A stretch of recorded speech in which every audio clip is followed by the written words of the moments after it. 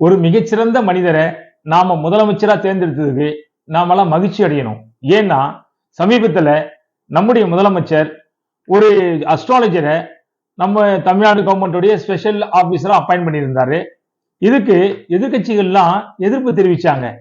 ஒரு தனிநபர் உயர்நீதிமன்றத்துக்கு முறையிட்டு இருக்காரு. இந்த மாதிரி ஒரு அஸ்ட்ராலஜரை ஸ்பெஷல் ஆபீசரா அப்பாயிண்ட் பண்ணியிருக்காங்க, அதை நீக்கணும் அப்படின்னு போயிருக்காங்க.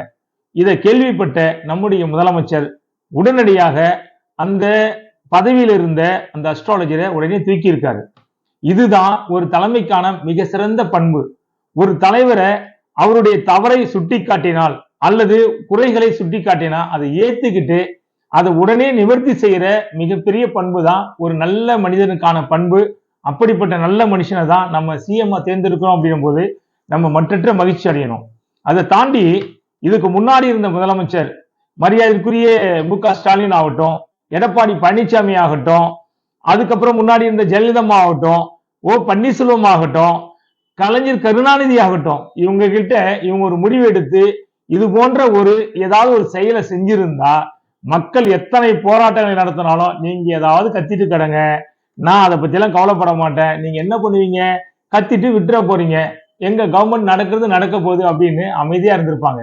ஆனா நம்முடைய முதலமைச்சர் மாண்புமிகு விஜய் அவர்கள் அந்த மாதிரி ஒரு தவறை செய்யாம நீங்க சொல்லிட்டீங்க, அந்த தவறை நான் மாத்திக்கிறேன் அப்படின்னு சொல்றாரு. இது மிகச்சிறந்த பண்பு. அதை தாண்டி உங்களுக்கு ஒரு தனிப்பட்ட முறையில் ஒரு கேள்வி வைக்கிறேன். ஒரு அஸ்ட்ராலஜர் ஏன் ஒரு பதவிக்கு வரக்கூடாது? கொள்ளடிச்சவன், கொலகாரன், அவன்லாம் கூட ஒரு தேர்தலில் நிக்கிறான். அவன் ஒரு எம்எல்ஏ ஆகிறான், சமீபத்தில் மந்திரியா கூட ஆயிடுறான். அவனெல்லாம் ரெகக்னைஸ் பண்ணும்போது ஒரு அஸ்ட்ராலஜர், அதுவும் அவருடைய பிசினஸ், அவருடைய தொழில், அந்த தொழில் செய்யற ஒரு ஆளை ஒரு அரசாங்கத்துடைய பதவியில உட்கார வைக்கிறது அரசாங்கத்துடைய கொள்கை முடிவா கூட இதை எடுத்துக்கலாம். ஒரு கவர்மெண்டுடைய பாலிசிக்குள்ள தலையிடுற உரிமை யாருக்கும் கிடையாது.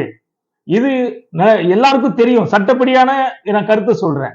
அப்படி இருக்கும்போது அந்த வார்த்தையை சொல்லி தப்பிக்கிறதுக்கான வாய்ப்பு இருந்தாலும் கூட நம்முடைய முதலமைச்சர் பெருந்தன்மையோடு அதை வித்ட்ரா பண்ணியிருக்காரு.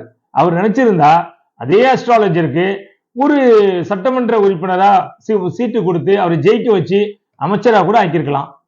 அல்லது ஒரு வாரிய தலைவர் போஸ்ட் கொடுத்து அவருக்கு மிகப்பெரிய அந்தஸ்தை கொடுத்திருக்கலாம்.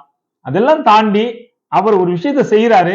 அந்த விஷயத்துக்கு மக்கள் தரப்புல இருந்து எதிர்ப்பு தெரிவிச்சாலோ அல்லது எதிர்கட்சி தரப்புல இருந்து எதிர்ப்பு தெரிவிச்ச உடனே அவர் என்ன பண்றாரு, அந்த போஸ்ட்ல இருந்து அவரை வித்ட்ரா பண்றாரு. இந்த பெருந்தன்மையான ஒரு முதலமைச்சரை நம்ம தேர்ந்தெடுத்ததுல நாம் எல்லாம் மகிழ்ச்சி அடையணும்.